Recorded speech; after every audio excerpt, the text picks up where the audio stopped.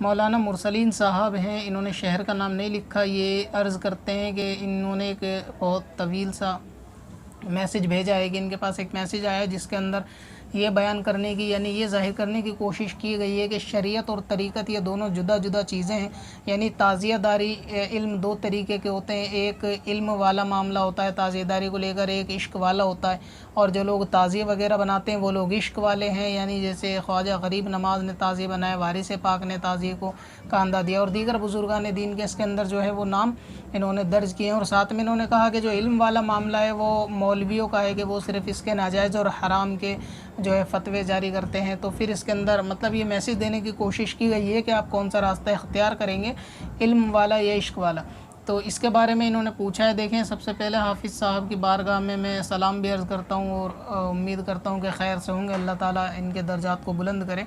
یہ جو شریعت اور طریقت کی کیٹیگری کو الگ کر دیتے ہیں نا کہ شریعت الگ چیز ہے اور طریقت الگ چیز ہے، یہ بہت بڑی بھول ہے، اس طریقے سے معاملات نہیں کرنے چاہیے۔ اعلیٰ حضرت امام اہل سنت نے فتاوی رضویہ شریف میں بالکل صاف واضح فرمایا ہے کہ شریعت کی ضرورت ہر مسلمان کو ہر ایک لمحہ، ہر ایک آن اور ہر ایک سانس ہے، یعنی شریعت کے سے جدا ہو کر کوئی زندگی جینا دشوار ہے، یعنی ایمان کے ساتھ اور پرہیزگاری کے ساتھ جینا دشوار ہے۔ تو یہ کہنا کہ بزرگوں نے تعزیے، دراصل معاملہ یہ ہے کہ اب جو موجودہ دور کے تعزیے ہیں یہ بزرگان دین سے ان کا کوئی تعلق نہیں تھا، اور جو یہ کہانی گڑھی جاتی ہے کہ فلاں بزرگ نے بھی اس طرح تعزیہ بنایا، تو ایک سوال یہ ہے کہ فلاں بزرگ نے جنہوں نے تعزیہ بنایا، کیا انہوں نے نمازوں کو ترک کر کے بنایا؟ کیا وہ اس طرح داڑھی کو کٹواتے تھے؟ کیا وہ پھانسی کے معلن تھے؟ کیا وہ شراب پی کر یہ سارے معاملے کرتے تھے؟ کیا وہ چندہ لینے کے لیے کسی سے جبراً اس کی مطلب بے عزتی کرتے تھے چندے کے لیے، یا زبردستی اس سے چندہ مانگنے کا معاملہ کرتے تھے، یا اس طریقے سے وہ امام حسین رضی اللہ تعالیٰ عنہ کی محبت ظاہر کرتے تھے؟ تو ایسا نہیں ہے، یہ تو بزرگان دین پر جو ہے نا بہتان ہے، اور اس طریقے سے کوئی معاملہ نہیں ہے۔ جتنے بھی بزرگ گزرے ہیں اولیاء اللہ کے لیے ایک شرط ہوتی ہے کہ ہر ولی عالم ہوتا ہے، ہر عالم ولی ہو یا نہ ہو لیکن ہر ولی عالم ہوگا۔ تو جتنے بھی اولیاء گزرے ہیں اگر ان کے ساتھ تعزیوں کا معاملہ اگر ان کے تذکرے میں ہے تو ضرور وہ شریعت کی پابندی اور دائرے کے اندر ہی ہوں گے۔ ہمیں مسلمان کے ساتھ یہی حسن ظن رکھنا چاہیے۔ اب رہا یہ کہ اپنی نفسانی خواہشات کو، یعنی شرابیں پی کر، خرافاتیں کر کر، پھانسی کے معلن اور یہ جھگڑے فساد کر کر اس کو بزرگان دین کے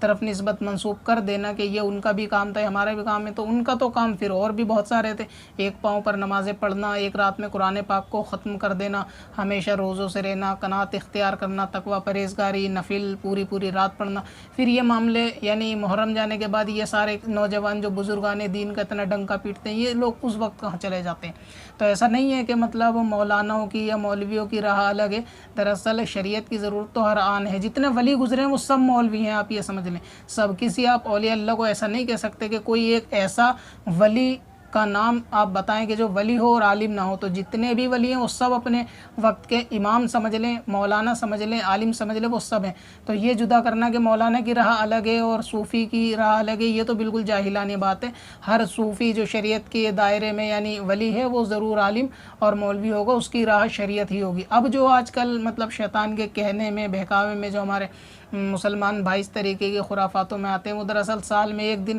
خرافات کرنے کا ان کو ملتا ہے، تو اس کے سارے معاملے وہ بزرگان دین کے کندھے پہ رکھ دیتے ہیں۔ اگر یہ مانا جائے امام حسین کی محبت ہے تو دوسرے پھر وہی سوال ہے کہ نمازیں وغیرہ پڑھنے کا جو معاملہ تھا کربلا کے اندر وہ ترک نہیں ہوا تھا، تو یہاں پر کیوں وہ محبت ظاہر نہیں ہوتی؟ دوسری بات یہ کہ جو نقشہ بلڈنگ نما بنایا جاتا ہے یہ کون سے روزے کا یعنی نقش ہے جس کو دیکھ کر امام حسین کی یاد آتی ہے؟ فرضی کور کمپٹیشن ٹائپ، یعنی آج کل چل رہا ہے، ہر کوئی جانتا ہے، میں کیا جنرل بات کر رہا ہوں کہ کمپٹیشن ٹائپ چل رہا ہے کہ اس کا تعزیہ اس طریقے سے ہوتا ہے تو دوسرا اس سے زیادہ، اور پھر اپنی جیب سے تو کچھ جاتا نہیں ہے، دراصل دوسرے کے پیسے کو برباد کر دینا یہ لگتا بہت آسان ہے۔ کبھی اپنی کمائی سے، مکمل کمائی سے اس کو بنا کر اور پھر اس طرح توڑ پھوڑ کے اس کو آ جائیں گے، تب معلوم چلے گا کہ مطلب جب رقم خرچ ہوتی ہے تو کیا ہوتا ہے، کسی سے چھینی گئی، زبردستی چندہ جو ہے لیا گیا، اس کی رقم سے بنایا گیا تعزیے کا کیا معاملہ ہوتا ہے۔ اس کے علاوہ تعزیے کے تعلق سے کیونکہ یہ وقت تعزیے کا چلا جائے گا تو ان سوالوں کی پھر کوئی بعد میں جو ہے نا اہمیت نہیں رہے گی، تو اس لیے میں نے تعزیے کے تعلق سے ہی پہلے عرض کرا، اور باقی سوالوں کو انشاءاللہ میں مناسب وقت میں جواب دوں گا۔ واٹس ایپ کے ایک سوال کو شامل کر لیتا ہوں۔ ایک بھائی ہیں طالب رضا ہیں، غالباً بریلی شریف سے ہیں۔ مفہوم سوال کا عرض کرتا ہوں۔ یہ کہتے ہیں अस्सलाम वालेकुम रहमतुल्लाह कि मैं मसलक आला हज़रत का मानने वाला हूँ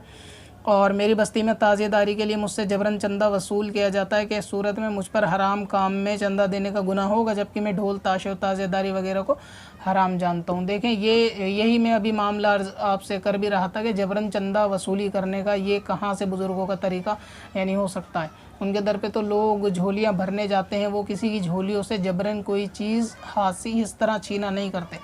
तो जिस तरह आपके गांव में आपने बताया है कि ऐसा मामला है कि वहाँ पर चंदा जबरन वसूला जाता है, अगर चंदा ना दें तो ताना कशी या दूसरे मामलात या फ़साद और फितने का अगर इस तरह खौफ रहता है, तो ऐसी मुसीबत और बला को टालने के लिए अगर चंदा देने की सूरत के सिवा दूसरी सूरत नहीं है, तो फिर इस तरीके से आप उसको जो है ना बला को टालने के लिए चंदा दे सकते हैं। इंशाअल्लाह ताला आपकी बरोज़ क़यामत इसमें कोई पकड़ नहीं होगी। लेकिन ये कि सिर्फ़ इतना कह देने से कि वो जबरन वसूलते हैं, यहाँ पर ये चंदे के लिए माने नहीं होगा, बल्कि आप ये वाकई देख लें शरई नुक्ते नज़र से कि उसके बग़ैर चारा अगर है या नहीं है। यानी अगर आप उस वक्त जब वो चंदा लेने के वो दौर उनका रहता है, वो लोग राउंड पे होते हैं, अगर आप घर से बाहर जा सकते हैं तो चले जाएं, अगर दूसरे मामले हो सकते हैं तो पहले वो कर लें। अब ऐसा नहीं कि कोई भी चंदे के लिए आया और आपने बोला कि मजबूरी है, मुझे अपनी जान छुड़ाने के लिए चंदा देने की इजाज़त दे दी गई है, ऐसा नहीं है। मिसाल के तौर पे ये आजकल बच्चे भी खुराफातों में जो है ना पड़े हुए हैं, तो अगर कोई छोटा बच्चा आया और वो आपसे ताज़े के लिए चंदा मांगता है और आप ये ख्याल करके कि देने की इजाज़त है, आप उसको भी दे दें, तो वहाँ तो आपको कुदरत हासिल है पूरी तरह कि आप उसको नहीं भी देंगे तो वो आप को यानी किसी तरीके से नुकसान नहीं पहुंचाया जा सकता, यानी उस बच्चे के ज़रिए। तो वहाँ आप चंदा ना दें। जहाँ बहुत ऐसा लगे कि बाज़ गांव या ऐसा मामले होते हैं कि जहाँ इज़्ज़त को बचाने के लिए इस तरीके से मामला अगर देना पड़े कि पूरे गांव के गांव उसमें शामिल होते हैं, अगर कोई घर नहीं देता तो फिर वो एलानिया बाइकाट या फिर उनके पूरी बस्ती में गीबत करना, उंगली उठाना, फिर दूसरे मामलात के उनके ईमान के ऊपर उंगली उठाना कि ये फ़लाँ शख्स अब वहाँ भी हो गया है। तो इस तरीके से मामले अगर हैं वाकई, तो उस सूरत में इजाज़त है। और आप कुदरत रखते हैं कि नहीं देंगे, आपसे जबरन कोई नहीं छीन सकता है, ऐसा कोई मामला नहीं है, तो आप उसको वहाँ चंदा ना दें। इसको इस तरह समझ लें जैसे उलमा अहले सुन्नत ने किन्नर के बारे में ये इरशाद फरमाया कि जैसे अक्सर जब घरों में बच्चे वगैरह पैदा होते हैं तो ये क्या होता है, इनको ख़बर मिलती है, ये लोग किन्नर जो होते हैं ये जाते हैं और वहाँ पर पैसे तलब करते हैं। हालाँकि देना तो इनको भी जायज़ नहीं है, क्योंकि ये एक तो यानी डुप्लीकेट होते हैं, कुदरती तौर से भी किन्नर नहीं होते, अपने जेंडर को ये चेंज कराते हैं, यानी कुदरत के जो बनाई हुई चीज़ है उसके अंदर तब्दीली करते हैं। लेकिन यहाँ देने की इजाज़त इसलिए है क्योंकि अगर इनको नहीं दिया जाएगा तो फिर ये वहाँ पर थोड़ा फसाद करने की, जलील करने की और बेपर्दगी की मतलब ज़्यादा खुराफात करने की कोशिश करते हैं। तो इसलिए उलमा ने फरमाया कि अगर ऐसा मामला है कि इनसे खौफ हो, इज़्ज़त का कोई इज़्ज़तदार घर है और ज़िल्लत का खौफ हो कि वहाँ अगर ये आएँगे तो हंगामा, ढोल ताशे, नाचना, ताली पीटना और फिर ये बेपर्दगी के मामले करना शुरू कर देंगे वहाँ पे। तो इस तरीके से इस बला को दफ़ा करने के लिए यानी अपनी जान को छुड़ाने के लिए इनको पैसे दे दिए जाएं ताकि ये खैर के साथ लौट जाएं और अपनी इज़्ज़त महफूज रहे। तो इस तरीके से अपना हक़ बचाने, अपनी इज़्ज़त बचाने, अपनी जान बचाने, माल बचाने और ऐसे मामलों के अंदर अगर पैसा दे दिया जाएगा तो इंशाअल्लाह ताला बरोज़े क़यामत इस देने वाले की पकड़ नहीं होगी। पत्थर में हसन लाले पुरन